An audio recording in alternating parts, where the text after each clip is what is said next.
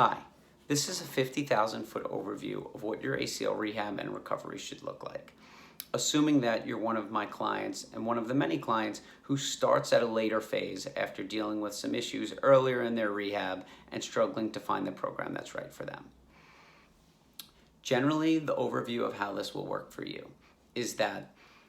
you are likely dealing with issues and have been underloaded but then progressed based on time.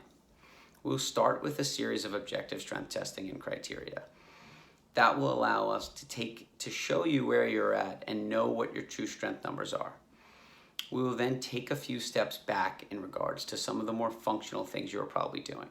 whether it's walking too much, more functional exercises such as lunging, squatting, or using heavier weights that are teaching you to avoid using your quad and leading to issues such as pain, swelling, and often loss of extension. By removing those irritating activities and slowing and decreasing the total load that you're undergoing, we will then more aggressively pursue gradual isolated strengthening, primarily of your quads and then secondarily of your hamstrings and your glutes. So we'll take a step back in some regards to get your swelling and your extension under control as well as your pain, and then gradually build you up using a focus on machine-based exercises to create isolated strength before moving toward more functional exercises, which once you have a baseline of strength, will allow you to actually train your quadriceps rather than avoiding using them as you likely have been doing. So once you reach a certain level of strength, we'll take you from machine strengthening exercises to more functional exercises with the goal of transitioning to double leg plyometrics, meaning jumping with both legs, before eventually integrating a walk to jog progression once you've reached our objective strength criteria through a series of testing. As we move through the walk to run progression, we'll then start to integrate some higher level things such as sprinting, agility movements, and then finally single leg hopping and jumping and cutting and things like that. The final level of this is sprinting with a move toward deceleration, which is an extremely high level of requirement on your ACL, as well as movement towards single leg hopping and jumping. The final return to sport criteria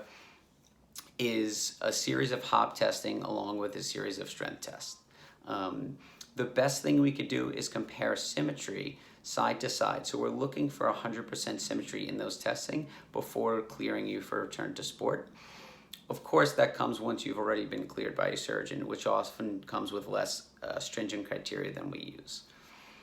That being said, we know that you lose a high level of strength, as much as 20% on your non-surgical leg over the course of a long rehab. Since symmetry is all we can do and all we can compare to, and we know that you lose some strength there, as well as that you're at a high risk of re-tearing your opposite ACL, we do our absolute best to strengthen your non-surgical side. And although everything I give you is going to be focused on unilateral and single leg strengthening, I would encourage you to do it on both sides so that you're actually working your non-surgical side too and building up a higher goal for yourself, so that you've reached your maximum potential on your non-surgical side, and we're able to compare that directly to your surgical side. This is going to take a ton of patience, hard work, and effort, but knowing the plan and knowing how we plan to progress you often helps with both the physical and the mental side of this, as well as the motivation for the long weeks and the boring middle part. Good luck, and I'm so excited to get this moving in the right direction for you.